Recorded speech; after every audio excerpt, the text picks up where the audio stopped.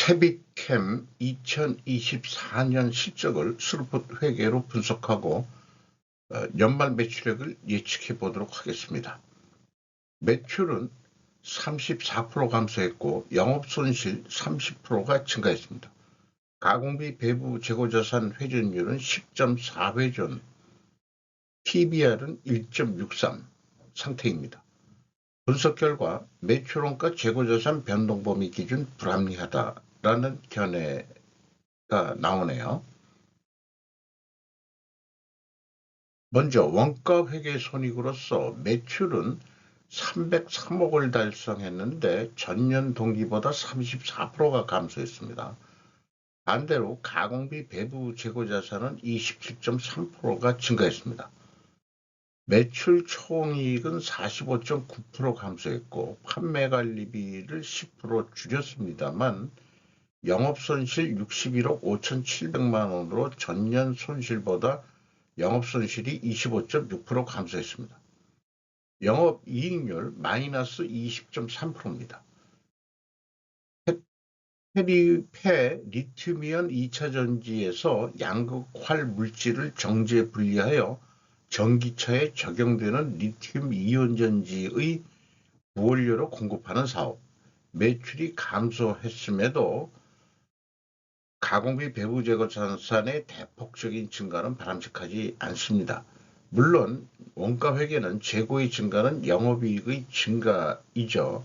그러므로 실질적으로는 영업손실이 더 났을 것입니다. 스루풋 회계로 분석한 결과는 매출에 비례하는 매출 재료비는 177억 원대로서 47.9%가 감소했습니다. 매출 감소율보다 13.8%가 더 감소했기 때문에 여기서 우리는 원재료 가격이 하락했다라고 1차 추론을 해볼 수 있겠습니다. 스루풋율은 반대로 15.5% 상승했습니다.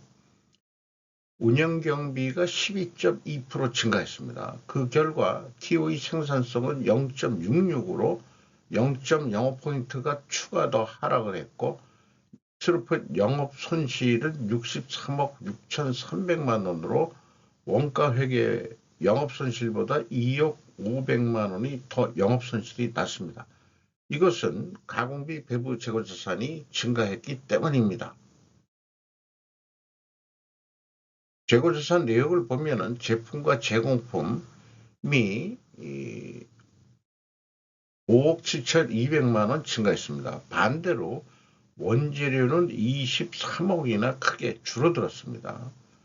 매출원가 산출에서 재고자산의 증가액을 전체 재고자산을 기준으로 했으므로 원재료의 감소는 매출 원가의 감소가 결과적으로 나타날 것입니다.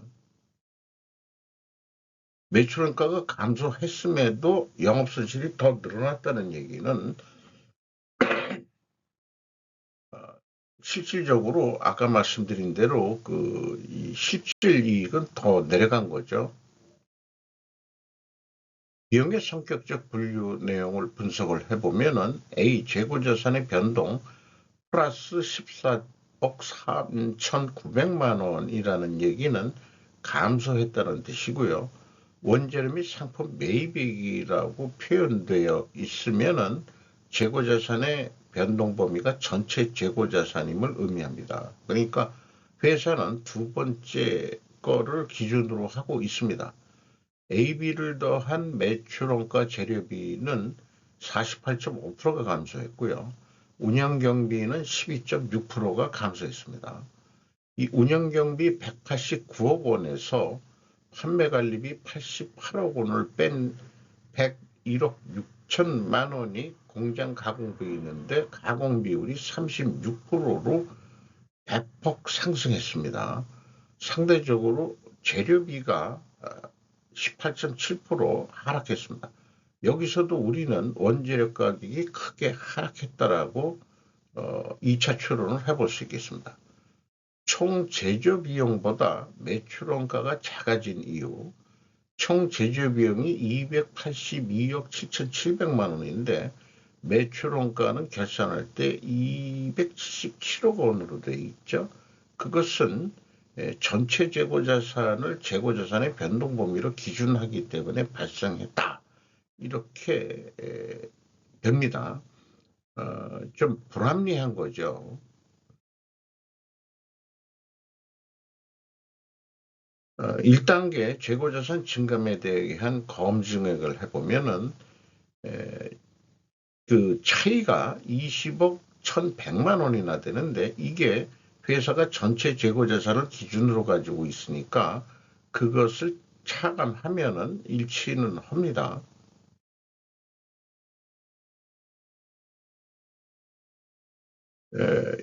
TQ 총 제조 비용의 차이도 동일한 금액으로 차이가 나고 생산 재료비도 동일한 금액으로 차이가 나게 되겠습니다. 현금흐름표 기준으로도 그 딱 일치하게 맞습니다. 재고자산 회계 투명성은 입증이 되지만은 불합리한 부분은 전체 재고자산을 기준으로 가져가고 있다는 게 매출원가 산출하는 것이 불합리하다. 이런 의견을 좀 말씀드릴 수 있겠어요. 운영경비 중에 인건비가 65억 3,900만 원이 집행이 돼서 1.8% 감소했습니다. 직원 수는 그런데 6명이 증가했어요. 증가하고도 그 전체 이 인건비가 감소했다는 얘기는 아마도 이 본봉의 하락이라기보다는 잔업수당 등이 없어졌을 것으로 그렇게 판단됩니다. 매출 하락에 의해서 뭐 야간 작업 이런 잔업들을 좀 안 하지 않았을까 이렇게 됐습니다. 그럼에도 불구하고 이 회사는 적자가 나면서도 유형자산에 현재 투자를 하고 있습니다. 미래 준비를 하겠다는 뜻으로 이렇게 예상이 되고요.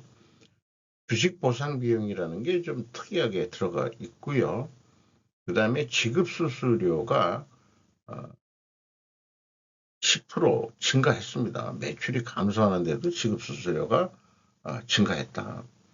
이 주식 보상 비용은 자본이 증가하는데 그 돈을 직원들이 내는 게 아니고 아마 그 주식 보상 비용이라는 게 직원들한테 주식을 주는 것 같아요. 그 돈은 그 회사에서 부담하는 거죠. 이 주식 보상 비용이라는 게 제 생각에는 좀그 직원들에 대한 그 어떤 반대급부적인 보상 이런 성격으로 이해가 됩니다. 꾸준히 그 지급을 하고 있네요. 경영평가 지표로서 재고 회전율이 크게 떨어졌고요. 스루픈율은 반대로 상승했습니다. 역방향이면 불식회계 개연성 가정을 세웁니다. 이자부채 레버리지율이 2022년도에 22.8%에서 41.7%까지 크게 증가했는데 적자가 나면서도 운영자금 부족도 있겠지만은 미리 말씀드린 대로 그 유형자산 투자가 있는 것으로 되어 있습니다. 역방향인데 회전율은 하락했고 수급분율은 상승했기 때문에 분식회계 개연성 가정을 합니다. 이 경우 반증을 하려고 그러면은 원재료 가격이 상승하고 판매 가격은 인상이 돼야 된다. 판매 가격이 아마 하락했을 거라고 이렇게 생각이 드는데 반증을 하려면은 상승을 해야 된다. 이런 모순들은 아무래도 그 재고자산의 그 변동 범위가 크게 그 원재료 등을 포함하기 때문에 여기서 나온 거 아닌가. 그래서 반증을 위해서 추가적인 증거, 필연적으로 존재할 다른 증거를 대자 그러면은 수량에 의한 재고 회전율을 산출해서 또 실질적으로 하락했다라는 것을 보여줘야 될 것입니다.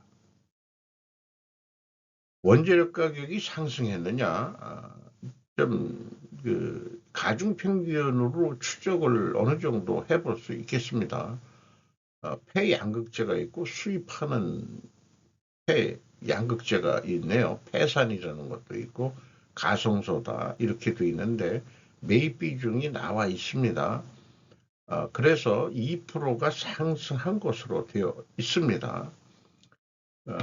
그러나 이 1차 추론에서는 좀 반대로 나왔죠. 제품 가격도 인상이 됐느냐 하면은 가중 평균을 좀 해보면은 25.7%가 하락한 것으로 해서 맞아떨어지지가 않습니다. 모순이죠. 그러니까 투명성은 반증이 안 된다. 이렇게 말씀드릴 수 있겠습니다.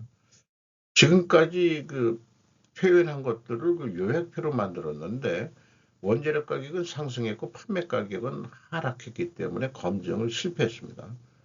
원재료 평균 상승률이 2%면은 재정원가 비율로 했을 때 한 8% 정도 판매 가격을 반대로 올려야 되는데 25.7% 내려간 거로 되어 있습니다.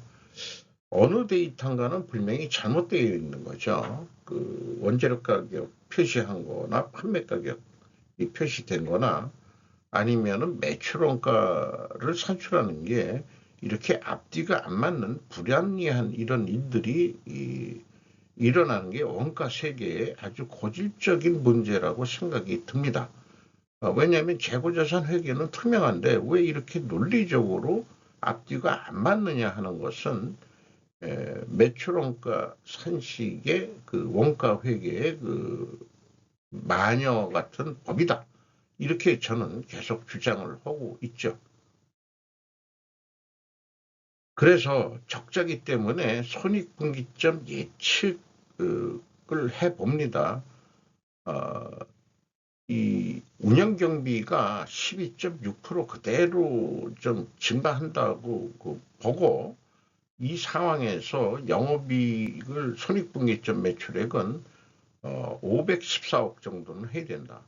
과연 실적이 300억인데 500억이라는 200억 이상을 할 수 있겠느냐? 현실적으로는 불가능하지만은 도대체 이 회사가 어느 정도 현재 고정비 운영 경비를 고정비로 봤을 때 이것도 좀 인건비 등해서 또 좀 올라갈래는지 올라가고 여러 가지 지급 수수료도 상승을 했었죠.